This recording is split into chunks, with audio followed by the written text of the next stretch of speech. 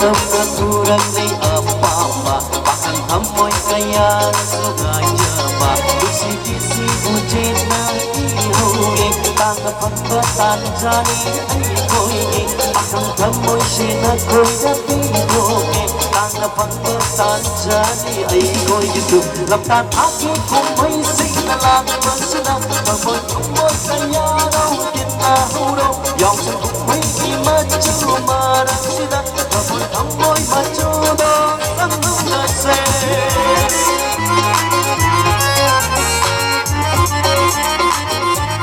Thank you, Iman.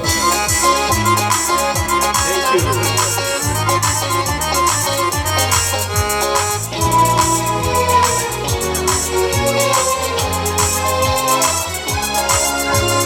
Nagdaling aja bang ko'y mulatag habang bayangan sa panang taksali magulay halong may panghalong nanggo ay nawang ay sa bagi ningon sa mo'y basong kakino pakang oy ba ay nalekabani senakaninang bumikot kudit pamunting ganinang idama Pakirapang gabi sa sinubukling dong ay jari pasanjado lang mabali Kasan ako kung may sinalang masina Amoy-amoy kaya raw tinahuro Yaw sa kung may imadyo marang sila Amoy-amoy machudo ang mga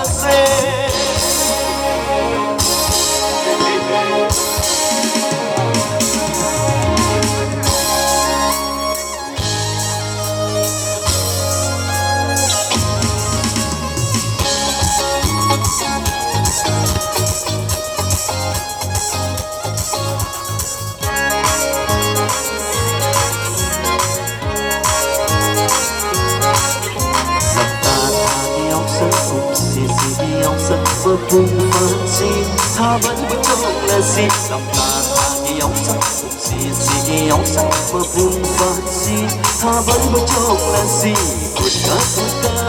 pai neduna, si tulon tarada, kuda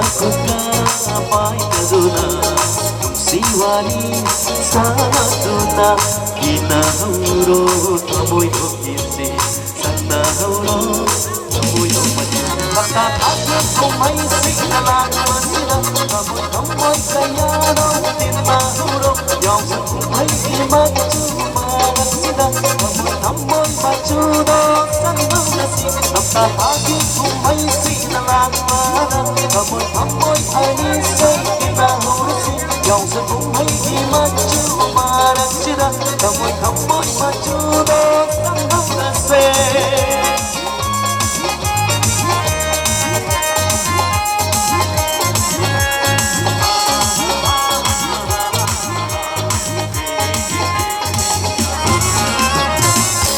Thank you.